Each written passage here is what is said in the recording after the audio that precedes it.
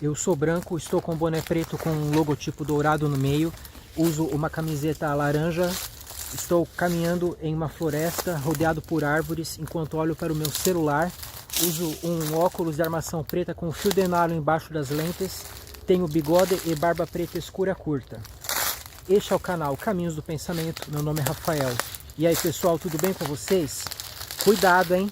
Tem muitas fake news rolando aí sobre Charlie Kirk, o ativista de direita que foi assassinado na Universidade de Utah, nos Estados Unidos da América. Você sabe o que ele realmente defendia? Eu fui separar meu tempo aí para pesquisar, para ir até as melhores fontes e conferir o que realmente esse homem pregava. Charlie Kirk dizia que não havia transgeneridade. Isso era uma mentira. Ele dizia, inclusive, que 60% dos conselhos escolares dos Estados Unidos estavam ocupados por gays. E ele dizia, os groomers, que é uma expressão que os ativistas de direita costumam usar nos Estados Unidos para se referirem aos aliciadores. Ele falava que os groomers não podem se reproduzir e, portanto, eles precisam recrutar crianças. Razão pela qual eles entram nesses conselhos para fazerem apresentações como drag queens e qualquer outro tipo de coisa nojenta e repugnante. Era essa a visão que ele tinha sobre os gays. E ele defendeu que os cristãos ocupassem esses conselhos tutelares para evitar isso, ou seja, evitar que as crianças se tornassem trans e gays também. Charlie Kirk dizia que nos Estados Unidos havia mais chance de um negro ser atacado por alguém branco que o inverso, ou seja, quem está em perigo, em vulnerabilidade naquele país são os brancos. Eu estou refutando isso, estou deixando as referências aí embaixo. Isso é uma balela, é uma pura mentira, é um discurso de ódio travestido de um suposto dado. Um suposto dado estatístico que não se sustenta. Charlie Kirk também dizia que a hidroxicloroquina era 100% eficaz contra o vírus da Covid-19 e ele criticou as medidas de restrição de mobilidade durante a pandemia. Charlie Kirk, em 2018, dizia que era totalmente favorável à separação entre igreja e Estado, criticou os cristãos que a partir da década de 60 começaram a defender a criação de leis e atos administrativos baseados na sua fé. E dizia que os cristãos não poderiam impor a sua visão sobre os outros, assim como, segundo ele, a esquerda fazia, querendo impor a sua ideologia sobre os demais. Ele dizia que o debate público deve ser laico, deve ser secular, deve ser meramente racional, sem apelar a crenças religiosas, mesmo ele próprio sendo um evangélico fervoroso. Depois ele mudou o discurso radicalmente e começou a defender que sim, que os cristãos deveriam criar leis cristãs, porque os Estados Unidos eram um país fundado por evangélicos e ele deveria se manter sobre esses moldes, sobre esses princípios. Charlie Kirk também colaborou ativamente para a invasão no Capitólio dos Estados Unidos em 2021. Aquele episódio horroroso em que milhares de pessoas invadiram o prédio onde seria feito o reconhecimento formal da eleição de Joe Biden, garantindo, portanto, que ele tomasse posse. Charlie Kirk espalhou fake news dizendo que a eleição havia sido fraudada, que na verdade Trump havia ganhado, e ele deslocou ônibus levando manifestantes para aquele local. Donald Trump foi claramente influenciado por Charlie Kirk após a sua derrota. Foi por causa de Kirk, ou pelo menos foi em grande parte por causa disso, que Trump adotou um discurso e uma prática totalmente contrárias aos homossexuais, aos imigrantes, enfim, às minorias em geral. Kirk serviu de verdadeiro ideólogo. Ele deu a base intelectual para o novo trumpismo, que é abertamente fundamentalista cristão. Trump não era tão apegado a essas ideologias como agora. Isso se deu em grande parte por causa do trabalho que Kirk foi desenvolvendo ao longo de anos desde os 18 anos, pelo menos, quando ele criou a sua organização do conservadorismo jovem, e ele começou a influenciar muitas pessoas, começou a angariar seguidores e começou então a promover essa base eleitoral da qual Trump se aproveitou. Foi graças a Kirk que Trump conseguiu grande parte dos votos de hispânicos, latinos, negros, pessoas que antigamente tinham horror a Trump, começaram a vê-lo como uma salvação, porque Kirk dizia que o Ocidente estava em perigo. Os Estados Unidos poderiam ser engolidos pelo gaysismo, pelo islamismo, e a única forma de preservar os valores que garantiam a continuidade da civilização é exatamente o fundamentalismo cristão. E Trump adotou isso, ele abraçou totalmente essa pauta. Kirk finalmente influenciou Trump a retalhar o Brasil mediante aumento de tarifas de exportação. Ele dizia que Lula ganhou por uma margem muito pequena e isso era o suficiente para que os Estados Unidos se vingassem. Pessoal, esses são os fatos concretos que eu achei sobre esse homem, tá? Eu vou falar uma coisa para vocês. Quando eu fiquei sabendo da morte dele, eu achei aquilo uma covardia extrema. Você atirar no pescoço de um homem que está sentado, desarmado, distraído, fazendo ali algo intelectual, fazendo um debate, ouvindo respeitosamente o seu oponente e buscando convencê-lo do contrário, mediante a argumentação, fazendo um trabalho cuja forma é perfeita, cuja forma é muito bonita, ainda que o conteúdo seja horroroso, seja péssimo. As coisas que ele defendia merecem sim ser enterradas, merecem ser esquecidas, mas o ser que estava ali, o ser pensante, o ser dotado de ciência, o ser que estava filosofando, merecia o pleno respeito. Kirk só chegou aonde chegou exatamente por causa daquelas pessoas que iam ouvi-lo nas universidades, ainda que para debater com ele. A fama dele se avolumou por causa disso. Ele se sentava e falava, provem que eu estou errado, e as pessoas iam lá, a grande maioria totalmente despreparada, passava vergonha mesmo. E ele pegava os vídeos desses momentos para divulgar na internet. Muitas pessoas aqui no Brasil fazem isso. A esquerda recentemente começou a fazer também. Ela aprendeu a engajar nas redes sociais e está fazendo exatamente a mesma coisa. E não tem problema nenhum, pessoal.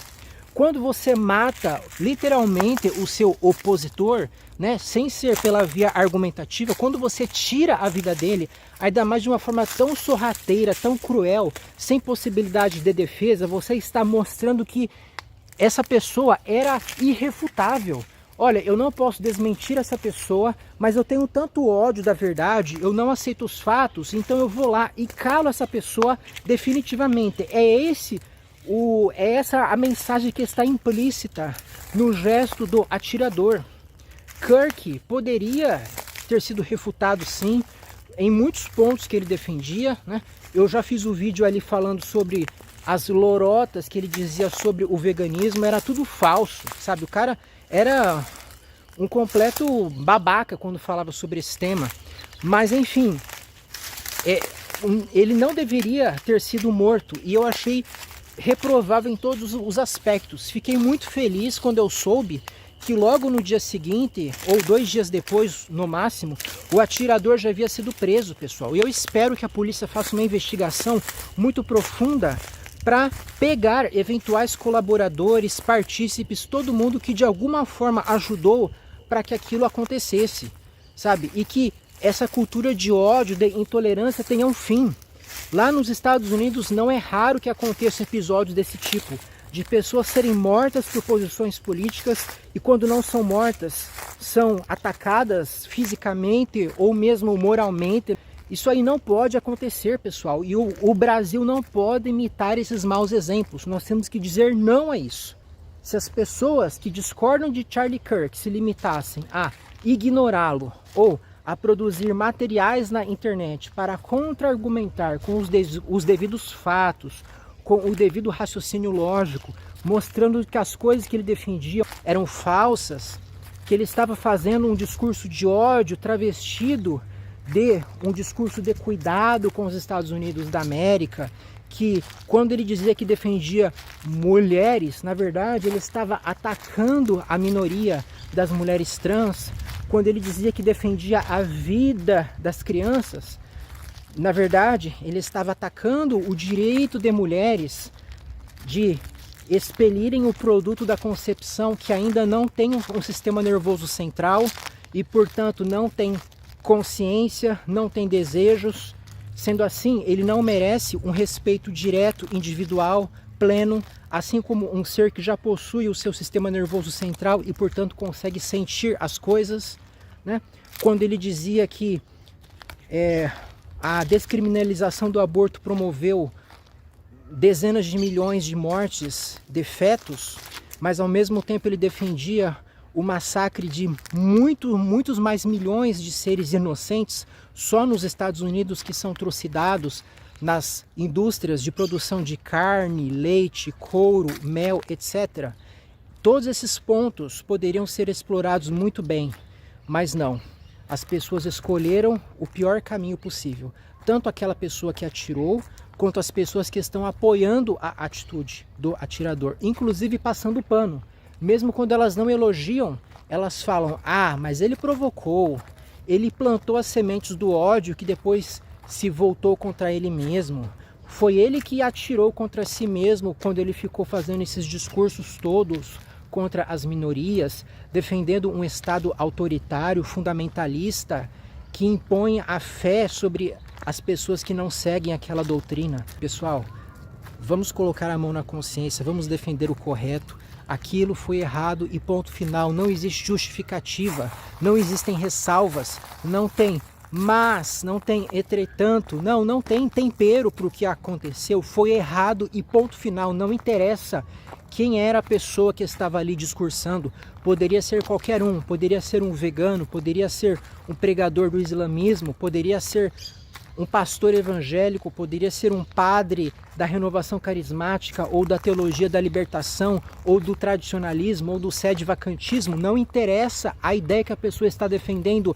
Não se atira numa pessoa, muito menos da forma como ocorreu. Uma pessoa que estava despreparada naquele momento, que estava ali de boa para algo pacífico, ainda que essa pessoa estivesse alimentando um ódio implícito nas suas palavras. Não é assim que se combate um discurso de ódio.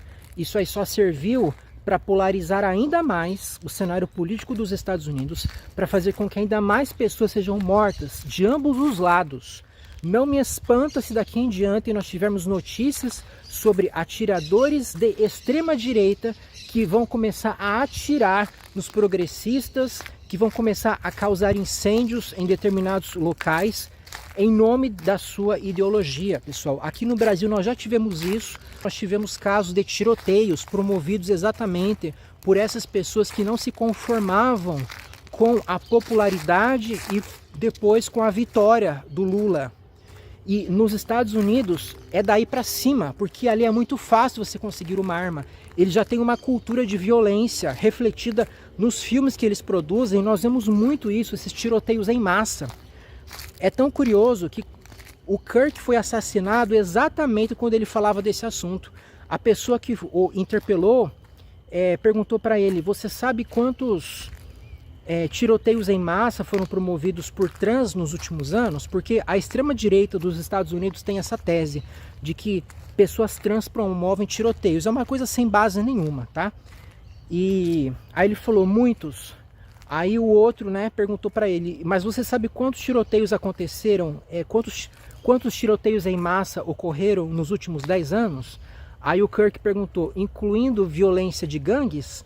Aí nisso veio o tiro, Então assim, foi irônico, Se não houve uma combinação ali, supondo que realmente a pessoa que fez a pergunta não sabia do que ocorria, que ela mesma foi pega de surpresa, foi uma coincidência impressionante.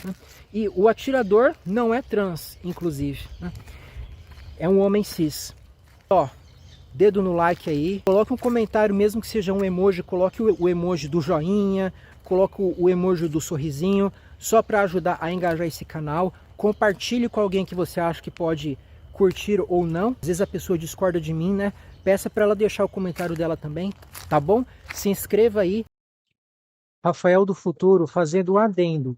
Pessoal, para quem caiu de paraquedas no canal, não conhece o meu trabalho de conscientização, quero deixar bem claro que é impossível você tornar uma criança em trans ou gay, tá? Essas são características da pessoa que ela apenas reconhece. Ela não se transforma propriamente em trans ou gay. Eu vou deixar aí embaixo as referências científicas sobre esse assunto, né? É bem curioso que houve um bebezinho que foi circuncidado e perdeu o pênis por um erro ali na cirurgia. E os pais criaram esse menino como uma menina. Foi construída uma vagina nele, deram um nome feminino para ele, deram roupas de meninas para ele. Ele teve uma educação como menina, sem saber que era de fato um menino.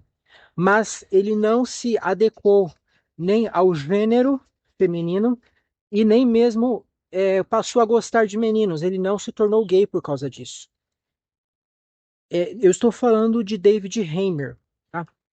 E isso faz tempo, faz muitas décadas que aconteceu esse fato. Aos 14 anos, ele soube da verdade. Os pais resolveram contar para ele o que havia ocorrido, já que viram que não estava dando certo. Ele não se tornou de fato uma menina. David Heimer então assumiu o nome masculino, roupa masculina, e ele inclusive conseguiu se casar, né, com uma mulher. Mas o fim dele foi trágico. Ele acabou exterminando sua própria vida, né? Esse caso mostra exatamente o que eu estou dizendo, pessoal. A identidade de gênero, ou seja, a identificação de uma pessoa como homem ou mulher, não tem como ser imposta, não tem como ser construída artificialmente. Isso aí é uma coisa que a pessoa vai entender a partir de si mesma, né? Quando ela entende que existem esses papéis masculino, feminino, que existem os estereótipos, ela vai se identificar naturalmente. Não é uma pessoa que tem que ensinar ela a ser menino ou menina. O aprendizado vem com respeito ao modo como ela vai agir de acordo com determinadas normas sociais. Agora, o gênero já está com a pessoa. Ela tem apenas que entender o que ela é, se ela é homem ou se ela é mulher. E o gênero não se confunde com o sexo biológico.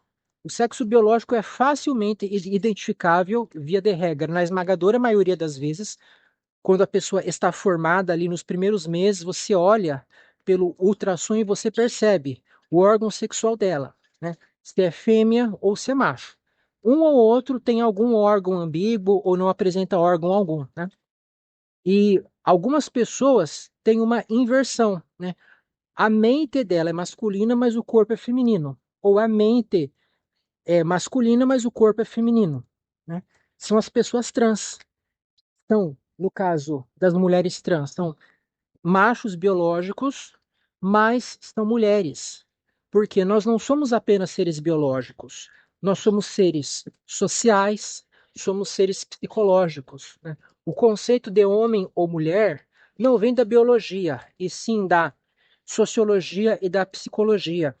Em cada cultura, em cada época, varia, né, o que é ser homem, o que é ser mulher. Hoje, ser homem significa você desempenhar um certo papel, você ter um determinado estereótipo, né? Antigamente era outro estereótipo, eram outros papéis que eram esperados de um homem. Antigamente o homem era aquele que resolvia as coisas no braço, era aquele que chamava para o duelo, para atirar no oponente devidamente avisado e preparado, por exemplo, não é? Em determinadas eras, o homem ele usava maquiagem, peruca, salto alto, saia, né? Aqui no Brasil, não. Um homem não se veste dessa forma. Se um macho se veste dessa forma, ele é considerado uma drag queen, né? Se ele está fazendo apenas uma performance artística, ou mesmo uma mulher trans, se ele faz aquilo para expressar o seu gênero psicológico, né? A forma como ele se identifica, né? E assim nós temos, então, as mulheres trans e temos os homens trans também, né, que são fêmeas biológicas, mas são pessoas que se reconhecem enquanto homens. A mente dessas pessoas é masculina, né? E ninguém ensina essas pessoas a serem dessa forma.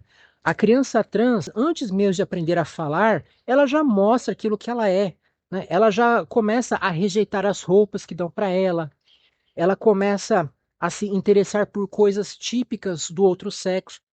E eu sei que existem crianças que são mais masculinizadas, mais afeminadas, mas nem por isso são trans. É por isso que é importante que seja feito um acompanhamento por uma junta de profissionais da saúde, no caso, psicólogos, que vão acompanhar essa criança, vão conversar com ela, vão verificar o comportamento, não é?